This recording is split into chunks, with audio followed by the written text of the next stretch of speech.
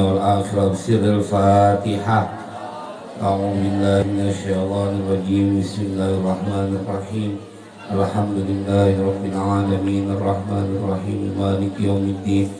إياك نعبد وإياك نستعين اهدنا الصراط المستقيم صراط الذين أنعمت عليهم غير المغضوب عليهم ولا الضالين.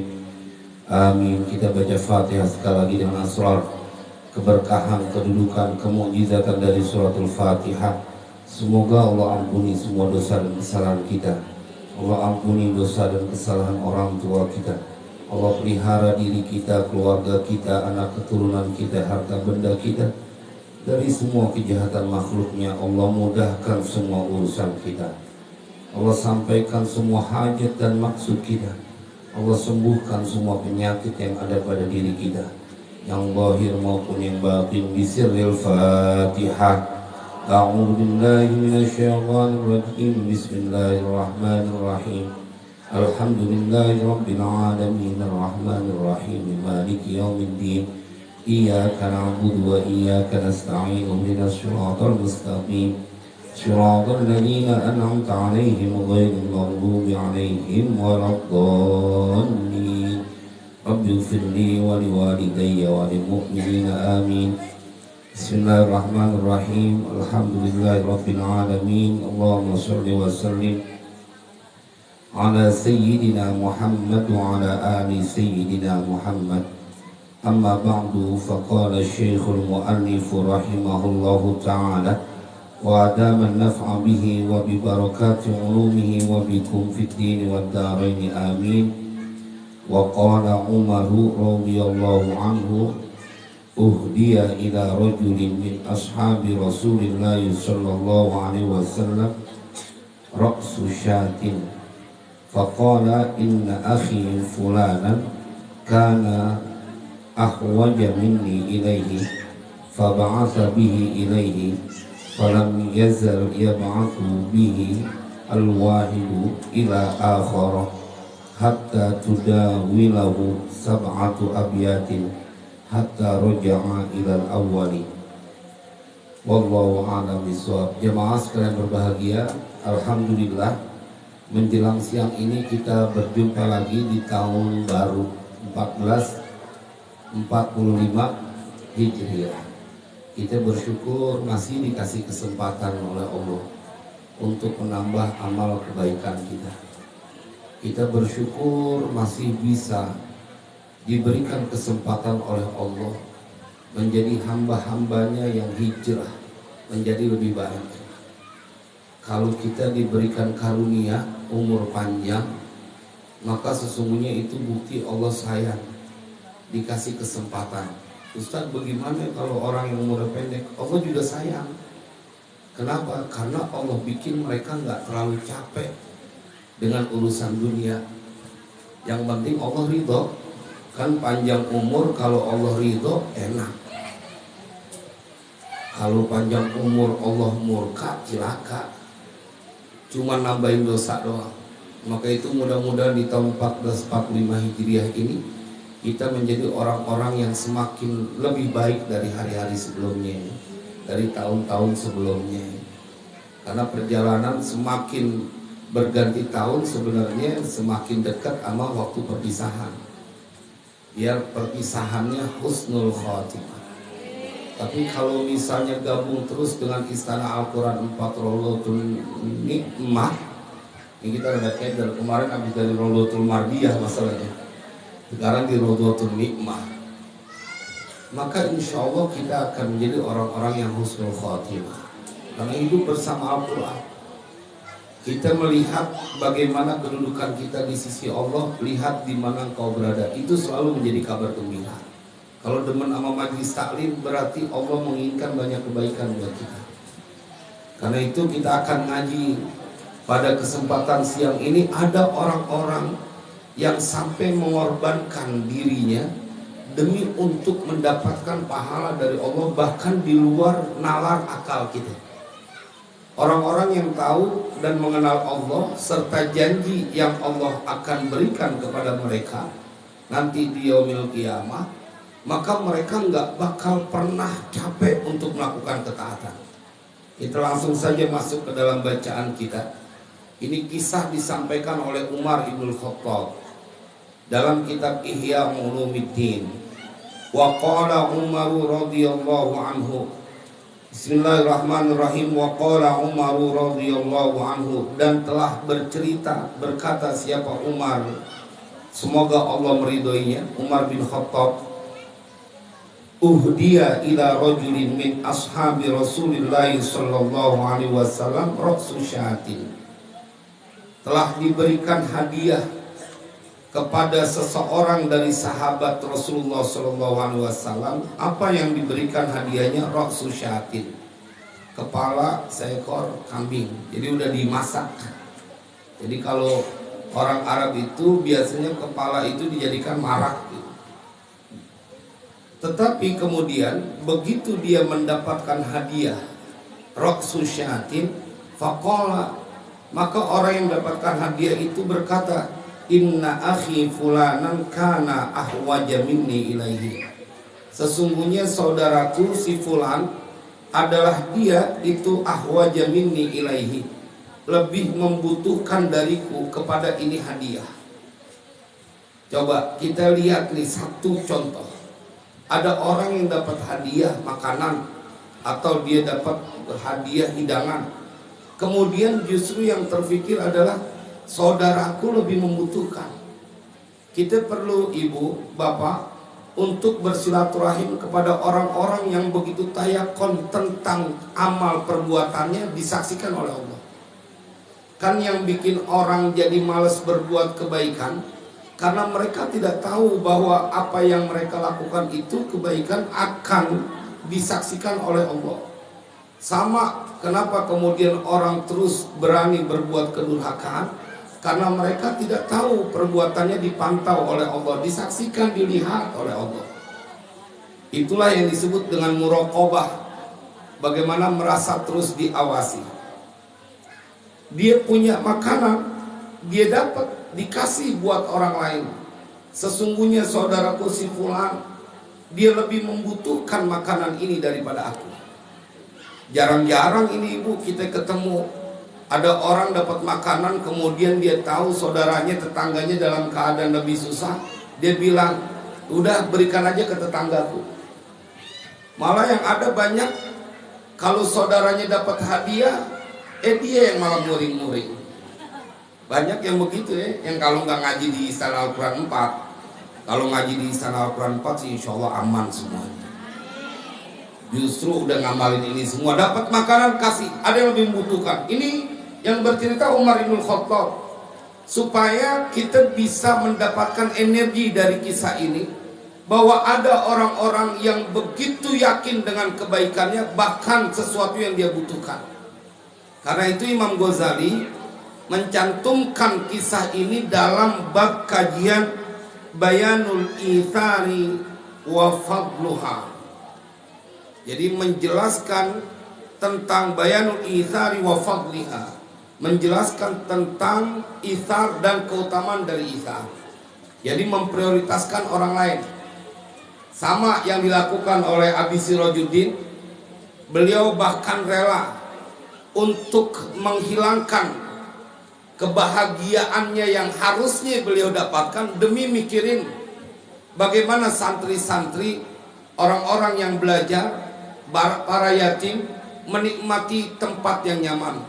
Tadi beliau cerita kemarin pada saat ngecor atas gitu, karena kekagaan orang, tukangnya tiba-tiba nggak datang satu orang, akhirnya beliau yang di atas lagi. Kata beliau pinggangnya kayak mau patah gitu. Saya bilang emang begitu kalau pinggang udah tua. Tapi jadi saksi tuh, masih turun. Saya bilang sama beliau, bagian ini memang tidak banyak orang yang mengerjakan. Tapi kalau orang yang yakin, dia tahu pada saat sedang meratakan itu, coran itu, Allah melihat, Allah menyaksikan. Bukan cuma duit yang beliau keluarkan, tapi tenaga, bukan cuma tenaga, waktu juga. Mengapa beliau melakukan itu? Ithar. memprioritaskan kebahagiaan orang lain, dan ini adalah karunia dari Allah Subhanahu wa taala. Kita perlu untuk sering mendapatkan kisah tentang orang-orang yang jor-joran mendapatkan keridhaan Allah dengan berbagai cara yang mereka bisa lakukan. Makanya Abi Sirot terus kita berharap semoga diberikan kekuatan panjang umur. Besok katanya mau milad ke-7 ya. Mudah-mudahan sampai milad ke-70 beliau bisa ngedampingin. Jamaahnya udah gak ada yang ini, tinggal beliau doang sendiri. Milad ke-70 63 tahun lagi. Sekarang umur beliau taruhlah 50 gitu, tambah 63 100. Banyak dah pokoknya dah. Kalau kata Bunyai, ntar dia umur panjang kita duluan dia kawin lagi. Gak apa-apa kalau udah kagak ngeliat mah. Makanya tadi dia bilang, emang kemarin saya menikahkan putra saya yang pertama. Saya suka diledekin sama istri saya, abang udah pengen nikahin anak aja gara-gara abang mau nikah kagak boleh. Tuh lu tahu. Jadi kata dia, karena saya mau nikah kagak boleh, akhirnya anaknya dibuat sasaran dinikahin. Ya, itu bercandaan yang mudah-mudahan dia dikabulkan. Kita perlu untuk mencontoh orang-orang yang mereka melakukan totalitas mendapatkan keridhaan dari Allah Subhanahu wa taala. Mudah-mudahan ya Abisiran sehat terus. Karena beliau kadang-kadang lupa sama umurnya. Disangka tenaganya masih banyak. Makanya asal dengar beliau lagi sakit tuh rasanya sedih aja. Karena kelewat banyak tanggung jawab yang akan beliau masih selesaikan. Mudah-mudahan diberikan keberkahan terus. Belum ngawinin masalahnya anak pertama. Kalau saya udah ngawinin udah aman, dikit lagi punya cucu. Faba'atha bihi ilaihi, maka dia mengirimkan itu makanan kepada si fulan, kepada tetangganya atau saudaranya. Falam yazal yab'athu bihi al-wahidu ila akhar, maka senantiasa mengirimkan dengan makanan itu seseorang kepada yang lainnya. Jadi dia ngasih ke saudaranya, hatta tudawilahu sab'atu abyatin, sehingga itu makanan muter sampai 7 rumah. Dia ngasih ke tetangganya, ke saudaranya yang lebih membutuhkan. Kemudian yang kedua yang dikasih, dia bilang saudara saya lebih membutuhkan, dikasih lagi itu makanan. Saudara yang ketiga yang dapat dia kasih lagi, sampai 7 kali itu makan muter. Makanan dari anget sampai dingin kali, karena diputerin terus sampai hatta roja'a ilal awwali, sehingga makanan itu balik lagi ke yang pertama. Coba tuh, rezeki nggak ketukar, tapi pahala udah dapat. Dia punya makanan dikasih ke orang lain, rupanya yang menerima memberikan kepada orang lain, yang menerima ketiga diberikan lagi, sampai kemudian balik ke tempat dia. Pahalanya dia dapat, makanannya rezeki tetap dia dapat. Rezeki gak ketukar, karena yang mengatur rezeki adalah Allah Subhanahu wa taala. Nanti nih kisah kedua, kita akan ngaji tentang kisah malaikat Jibril dan Mikail yang dia bertekuk lutut dalam tanda kutip kepada kepada sahabat Nabi Ali bin Abi Thalib. Ini lebih dahsyat lagi, sampai malaikat nggak bisa mengerjakan itu. Ini yang sedang kita kaji. Malaikat Jibril, malaikat Mikail nggak bisa ngerjain, memberikan kepada orang lain. Kita akan ngaji pada kisah kedua tentang perintah Allah kepada malaikat Jibril dan malaikat Mikail. Malaikat Jibril kan yang menyampaikan wahyu, betul apa enggak? Kalau malaikat Mikail tugasnya apa, Bu? Wih, sama. Emang ini yang ditunggu-tungguin malaikat Mikail. Asal jangan malaikat Israel aja. Aneh paling demen sama malaikat Mikail. Kenapa? Emang tugasnya memberikan rizki. Kalau malaikat Israel mencabut nyawa. Malaikat Mikail dia tugasnya memberikan rizki kepada semua makhluk Allah. Itu tugasnya. Makanya banyak kita dengar ulama-ulama kita ngajarin tawasul, diantaranya adalah kepada malaikat Mikail. Kita bikin ini jaringan kepada malaikat Mikail. Nah, kita akan ngaji malaikat Jibril dan malaikat Mikail dipersaudarakan oleh Allah. Dalam kitab ini kita akan baca, Imam Ghazali memasukkan dalam kitab Ihya-nya, wa bata Aliun radhiyallahu anhu ala firasy Rasulillah sallallahu alaihi wasallam. Tidur bermalam Ali bin Abi Thalib di atas tempat tidurnya Rasulullah sallallahu alaihi wasallam saat Nabi sedang dikepung. Saat Nabi dijadikan sayembara, siapa yang bisa membunuh Nabi, maka pemuda Mekah Quraisy saat itu, kafir Quraisy, akan mendapatkan hadiah yang besar. Rumah Nabi dikepung oleh para pemuda kaum kafir Quraisy. Di situ ada siasat. Ali bin Abi Thalib menggantikan tempat tidur baginda Rasulullah sallallahu alaihi wasallam. Taruhannya nyawa. Taruhannya nyawa. Maka itu ulama-ulama kita tidak pernah lelah mereka pada saat membangun pesantren, mendampingi para santri, karena mereka sudah membaca bagaimana salafun saleh begitu totalitas ketika mempertaruhkan hidupnya untuk kebahagiaan orang banyak demi mengharapkan ridho Allah. Nah, dia Ali bin Abi Thalib tidur di atas tempat tidur baginda Rasulullah saat Nabi dikepung, taruhannya nyawa. Kita perlu untuk mendapatkan kisah ini supaya tidak ada lagi di dalam hati kita kebencian kepada saudara kita. Ente kudu malu kalau belum bisa nolongin saudara, cukup jangan nyusahin. Ini nolongin kagak, saudara dikeselin mulu. Saya ketemu ibu banyak banget orang begitu, saya nggak tahu apa sih maunya gitu. Nolongin kagak, bikin susah mulu, bahkan digibahin, diceritain aib saudaranya yang padahal nggak ada. Fitnah lebih parah lagi. Kan kalau ghibah emang saudara kita punya salah, kemudian diceritain kepada banyak orang, tuh ghibah namanya. Tapi kalau dia dengar kagak senang, maka itu dosanya gede banget. Dan dia kudu meminta maaf kepada orang yang digibahin itu. Lebih parah lagi fitnah. Saudaranya nggak bikin salah, justru malah dia mengada-ngada cerita yang membuat saudaranya dibilang jelek oleh banyak orang. Jemaah, saya bingung. Padahal kadang-kadang rajin ke majelis taklim. Kok bisa kalau kepada saudara kandung, saudara dekat, dia punya hati sekeji itu, siapa lagi yang akan mendapatkan kebaikan dari orang tersebut? Pasti itu orang tidak pernah suka kepada orang lain. Gak pernah suka. Kalaupun suka cuman karena ada maunya. Kalau lagi ada maunya begitu. Jangan. Dia saudara kita.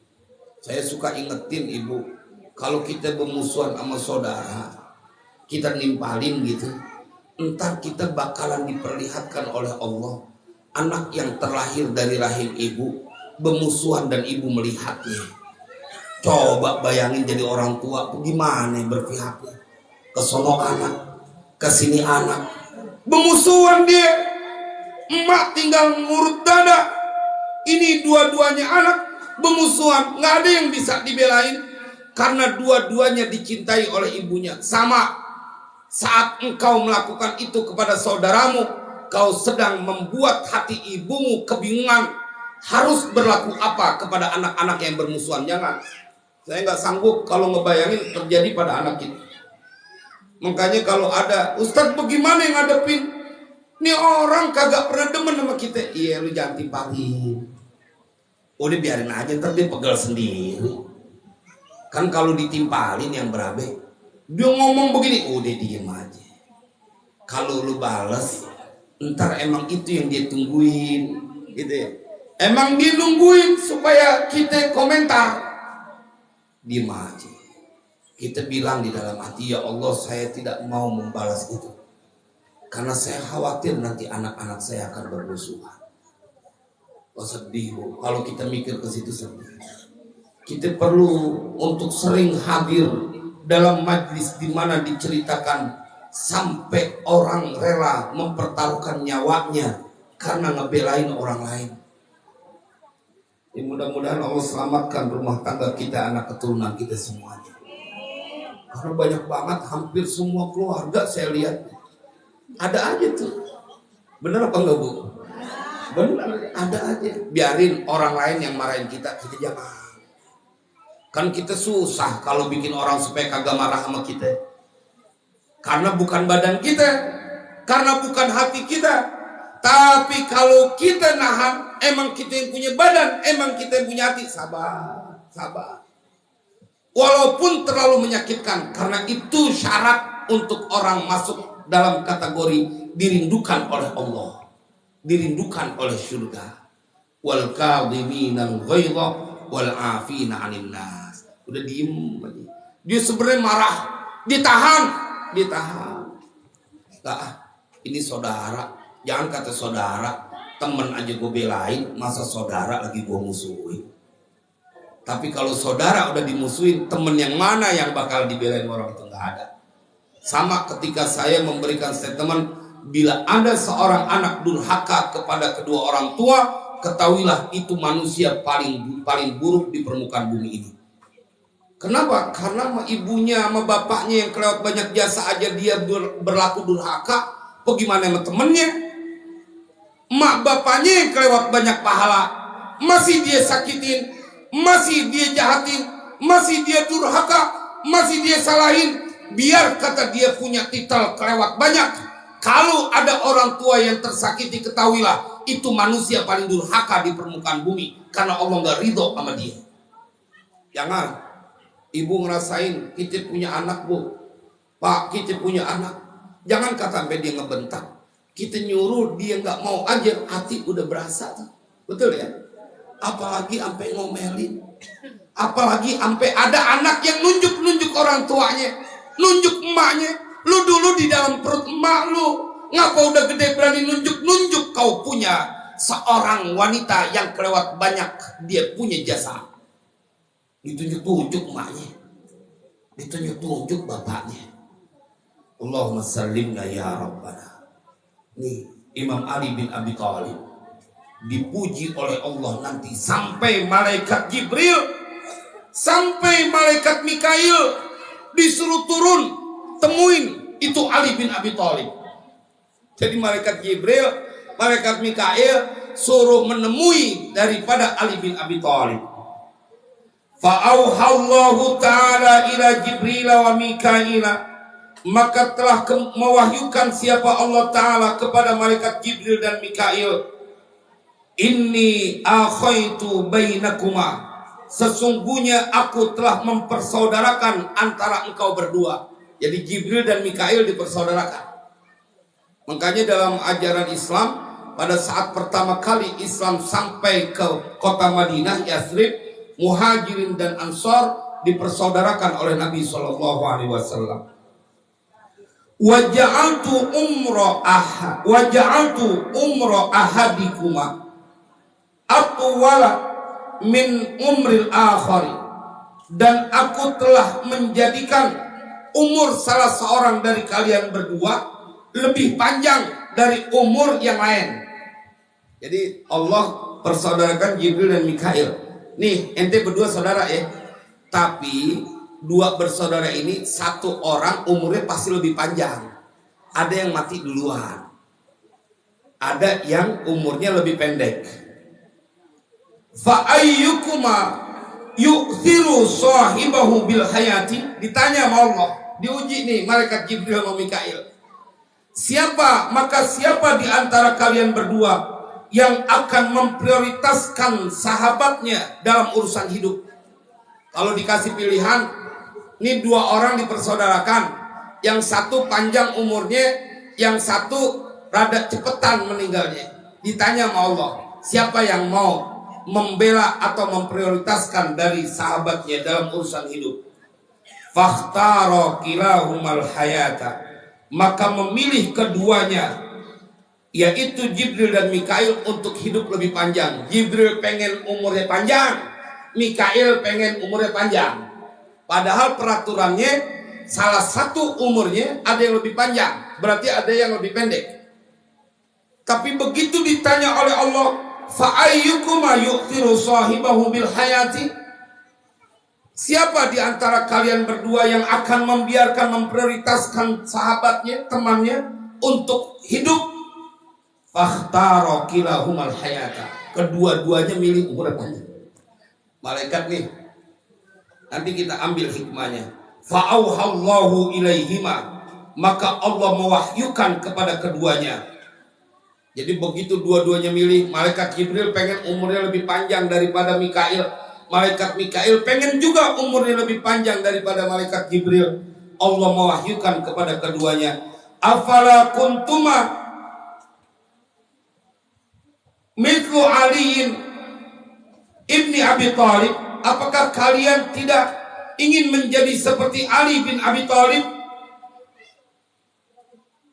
Akhaitu bainahu wa baina nabiyyi Muhammadin sallallahu alaihi wasallam. Aku telah persaudarakan antara Ali dan nabiku Muhammad sallallahu alaihi wasallam. Fabata Aliun fabata ala firashihi yafdihi binafsihi. Maka kemudian tidur Ali di atas tempat tidur Nabi. Dia mengorbankan dirinya, wa yu'thiruhu bil hayati, dan dia memprioritaskan, mendahulukan Nabi supaya hidup. Jadi biarin kalau mati Ali bin Abi Thalib aja. Taruhannya kan nyawa. Nabi biar disuruh lolos. Dia yang gantiin, memperdaya pemuda-pemuda Mekah kafir Quraisy itu. Kata Allah, ente kagak malu sama Imam Ali bin Abi Thalib? Ente aku persaudarakan, kalian aku persaudarakan. Jibril dengan Mikail saat diberikan pilihan di antara kedua orang ini, malaikat ini, ada yang umur lebih panjang. Jibril dan Mikail sama-sama kagak ngerti, dua-duanya pengen umur panjang. Jadi kalau ada ibu yang pengen umurnya panjang, sama bu, malaikat juga begitu.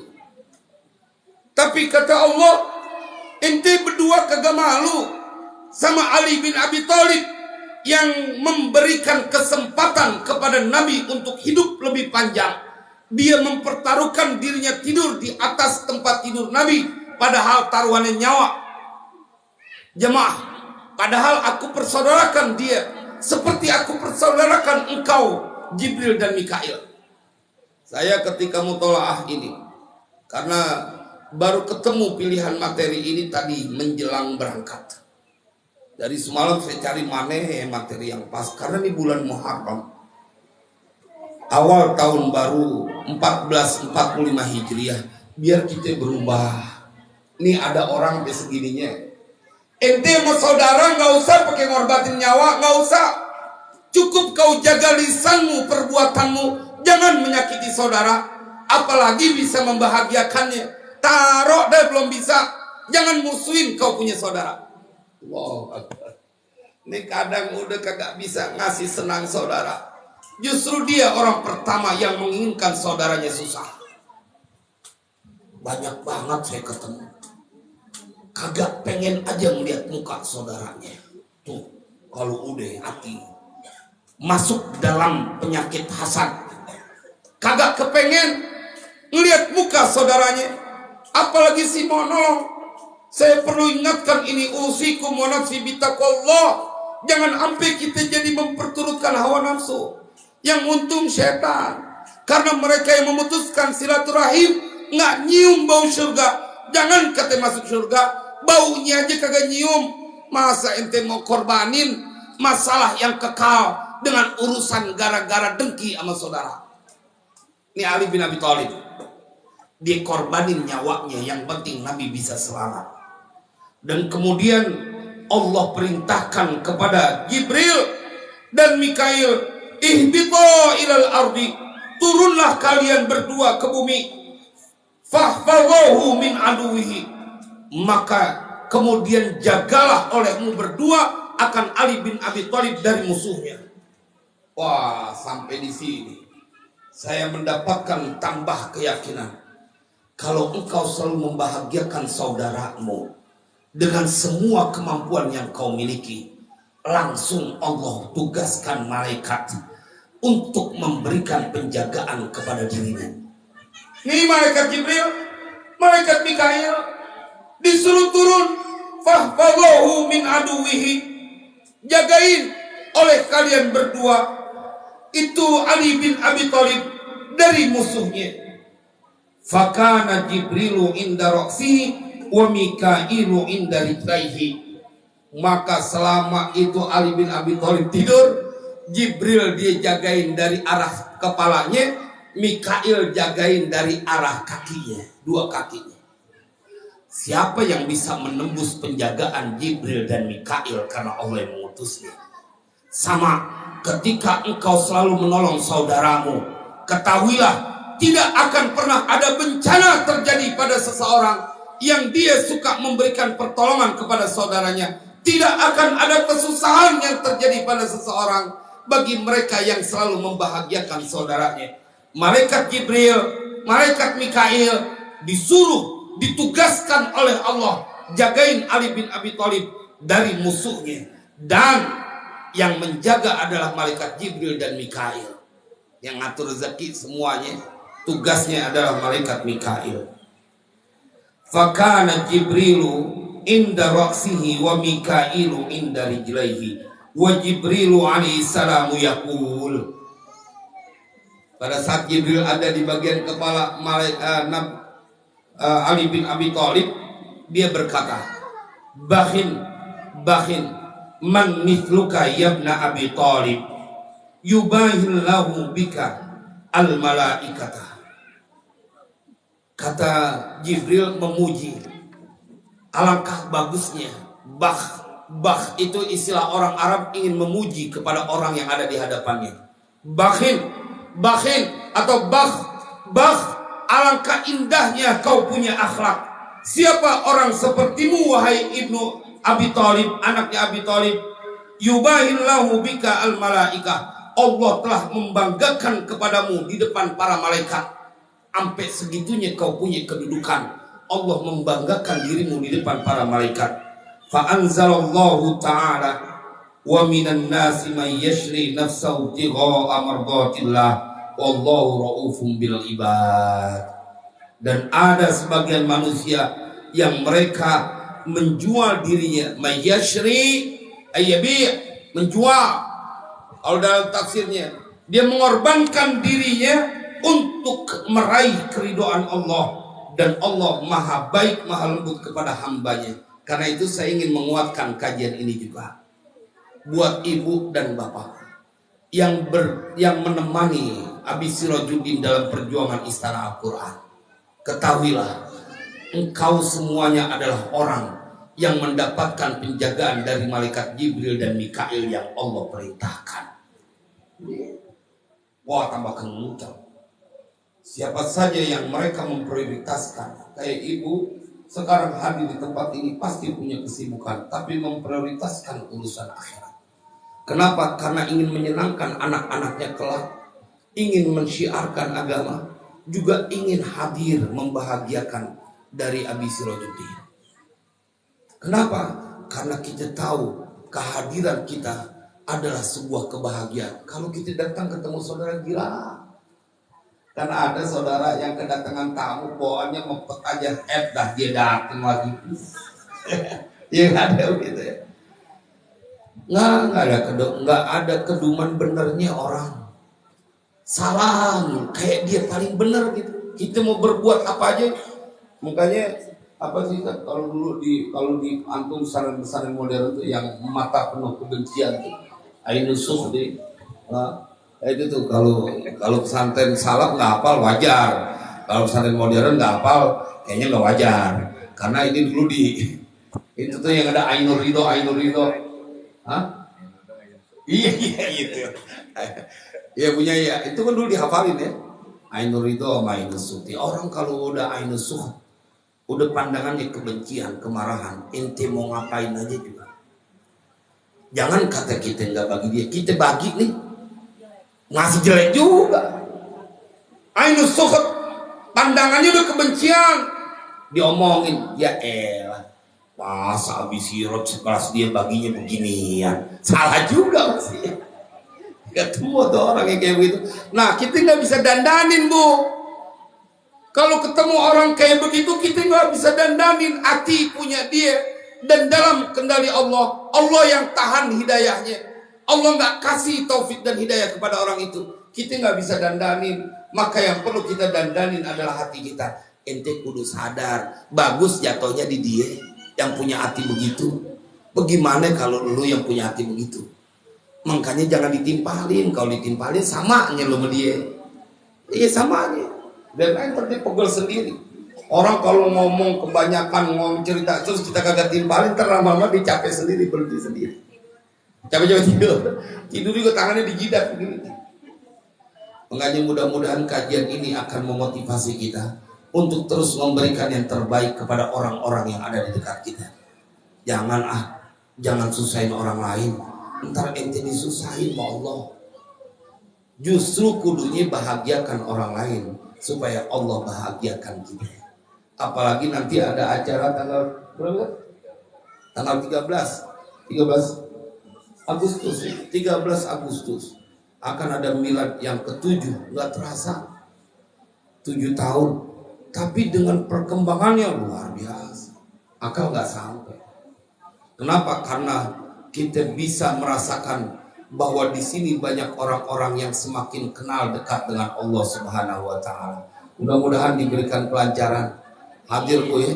Nanti saya bilang Ustaz Surat, penceramahnya boleh siapa aja, tapi saya penceramahnya juga. Jadi ya, takut saya nggak diundang lagi sama beliau. Ya, penceramahnya ada 2 pagi ya, jalannya pagi. Insyaallah.